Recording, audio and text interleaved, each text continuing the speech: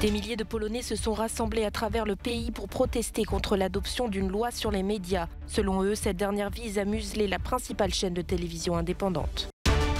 Le Covid gâche les fêtes de fin d'année au Danemark et aux Pays-Bas où les magasins non essentiels et autres lieux de loisirs sont obligés de fermer. Antonio Guterres, le secrétaire général de l'ONU en visite au Liban, pour afficher la solidarité de la communauté internationale dans un pays ruiné.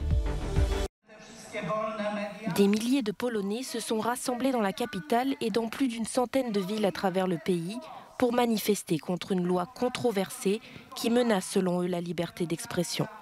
Cette dernière interdit aux entreprises non européennes de posséder une part majoritaire d'un média polonais.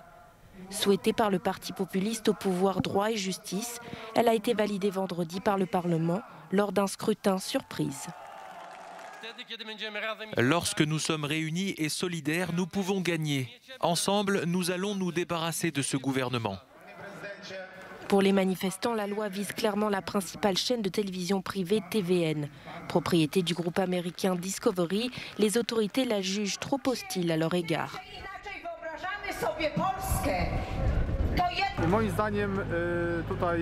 Selon moi, le principal but est de réduire au silence le groupe TVN. C'est une étape supplémentaire pour bâtir un État autoritaire. Ils font cela pour faciliter leur victoire aux élections, pour bâillonner les chaînes de télévision qui surveillent leurs arrières.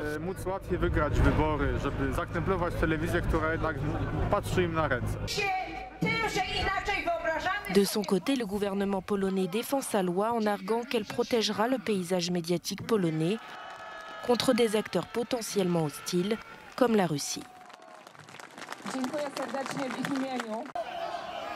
Nouvelle manifestation contre les restrictions sanitaires. Cette fois, c'est à Bruxelles que des milliers de personnes se sont rassemblées. La police belge était déployée en nombre après des débordements lors des 2 précédentes éditions. Ce qui ne passe pas cette fois, c'est le pass Covid-19 et l'obligation de se faire vacciner pour le personnel de santé.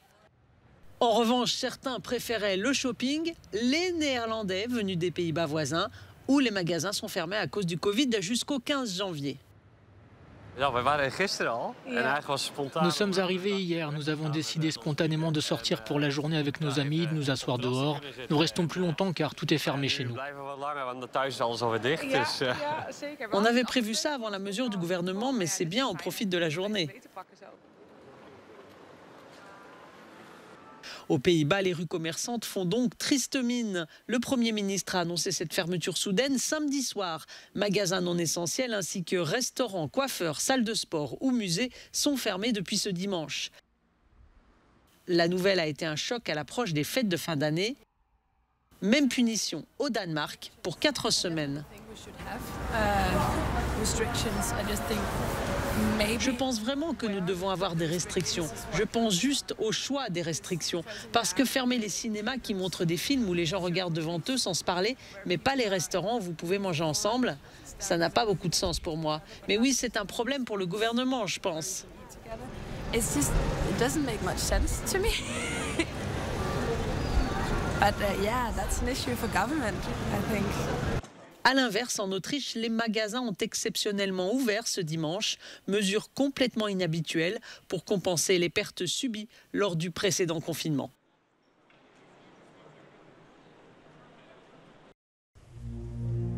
Sur ces marches, les visages de toutes les personnes disparues le 19 décembre 2016. 5 ans après l'attentat au camion bélier sur un marché de Noël de Berlin, l'Allemagne a rendu hommage aux victimes de cette attaque djihadiste, la plus meurtrière jamais commise sur son sol. Revendiqué par le groupe État islamique, l'attentat avait fait 12 morts et une cinquantaine de blessés. Le président allemand a pointé les failles des autorités. Nous devons le reconnaître, l'État n'a pas été en mesure de tenir sa promesse de protection, de sécurité et de liberté. Il a une dette envers vous, envers les victimes, les blessés et leurs familles. Il a le devoir de comprendre les erreurs, les omissions et les problèmes qui ont contribué à ne pas pouvoir empêcher cet attentat. Différents rapports d'enquête ont pointé les erreurs commises dans la surveillance de l'auteur de l'attentat Anis Amri, arrivé en Allemagne en 2015 et rapidement repéré comme un islamiste dangereux et un trafiquant de drogue.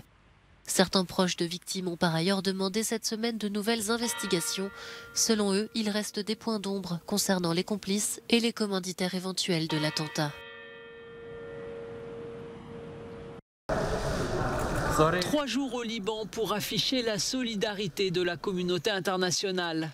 Le secrétaire général de l'ONU, Antonio Guterres, a entamé ce dimanche une visite dans un pays en ruine. Aux dirigeants libanais qui l'ont accueilli, Antonio Guterres a expliqué que le Liban avait toujours été solidaire avec les réfugiés nombreux sur son territoire et que c'était au tour de l'ONU de faire de même.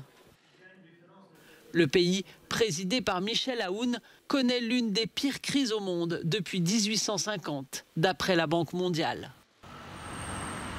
Ici, c'est un bien triste Noël qui s'annonce pour les chrétiens, alors que 80% de la population libanaise vit sous le seuil de pauvreté. Les divisions entre les dirigeants politiques au Liban ont paralysé les institutions, a expliqué le patron des Nations Unies, ce qui a rendu impossible un accord avec le Fonds monétaire international et la mise en œuvre de plans économiques efficaces. Le gouvernement libanais ne s'est pas réuni depuis la mi-octobre. Le travail du juge d'instruction chargé de l'enquête sur l'explosion au port de Beyrouth attise les divisions politiques. En août 2020, la tragédie a fait au moins 215 morts et 6500 blessés. Antonio Guterres doit se rendre sur ce lieu lundi, symbole du chaos libanais.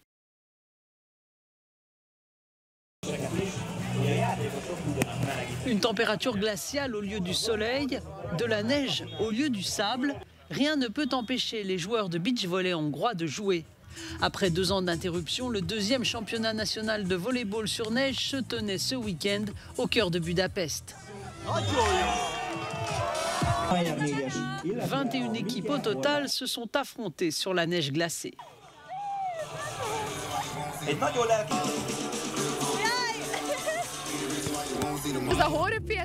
Le volleyball sur neige est un événement cool pour ceux qui aiment les sports d'hiver, ce genre d'ambiance. Les spectateurs et les supporters peuvent profiter de la musique et du vin chaud. C'est très spectaculaire, même si nous ne sommes pas en bikini. Le volleyball sur neige a été inventé par les Autrichiens il y a quelques années. On y joue à 3 dans une équipe et plus chaudement habillé que le beach volley. Ce sport a déjà fait ses débuts aux Jeux Olympiques d'hiver de 2018 en Corée du Sud et devrait devenir une épreuve officielle des JO de 2026.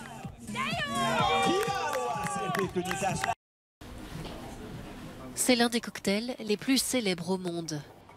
Le Bloody Mary aurait été inventé ici même sur le comptoir du Harris Bar à Paris il y a 100 ans. C'est le barman français Fernand Petiot qui aurait créé cette boisson épicée en 1921 et la recette est restée inchangée jusqu'à aujourd'hui. C'est une boisson classique. Elle se fait directement dans le verre. Quelques pincées de sel et de poivre, puis quelques traits de tabasco, un soupçon de sauce Worcestershire et du jus de citron. L'arrière-petit-fils du fondateur du bar, Franz Arthur McKellen, connaît toutes les légendes concernant l'origine du nom de ce cocktail. L'une d'elles raconte que l'inventeur français s'était entiché d'une danseuse qui se produisait aux États-Unis. Elle travaillait dans un endroit à Chicago appelé le Bucket of Blood. C'est en tout cas l'histoire qu'il racontait. Il y a d'autres légendes, bien sûr.